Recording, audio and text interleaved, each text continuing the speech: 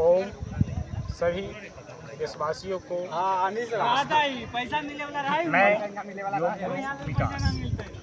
आज विश्व की बहुत बड़ी विडंबना है, साथ में भारत की भी बहुत बड़ी विडंबना है कि भारत के बहुत सारे जिसे आज संत कहते हैं, साधु कहते हैं, महंत कहते हैं, योगी कहते हैं, तपस्वी कहते हैं, ये जिस रास्ते पर जा रहे हैं वो रास्ता वर्तमान समय में सही नहीं है।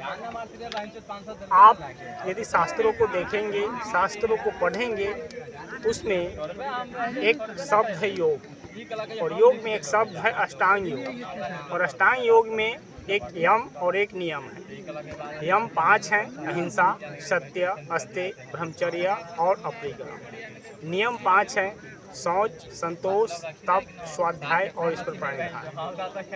यम और नियम को आप इंटरनेट पर भी सर्च करके देख सकते हैं।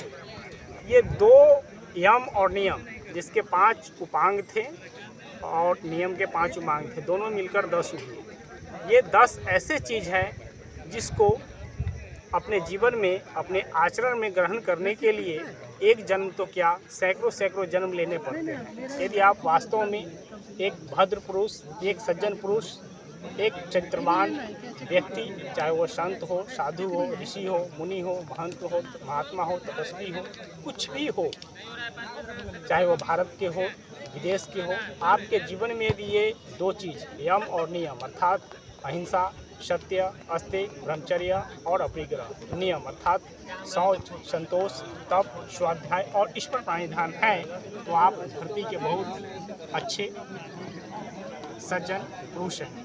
नहीं तो इसके अलावा यदि यह आपके आचरण में नहीं है, आपके स्वभाव में नहीं है, आपके कर्म में नहीं है, आपके दिनचर्या में नहीं है, तो आप ऐसा मान लें कि आप एक राक्षस प्रवृत्ति के लोग हैं। अतः मैं अपने दर्शकों से यह अनुरोध करना चाहूँगा कि आप यम और नियम को समझने का प्रयास करें, इस पर गहरा चिंतन, मनन और शोध करें, और यम और नियम को जहाँ तक हो सके अपने जीवन में आत्मसात करें। बहुत बहुत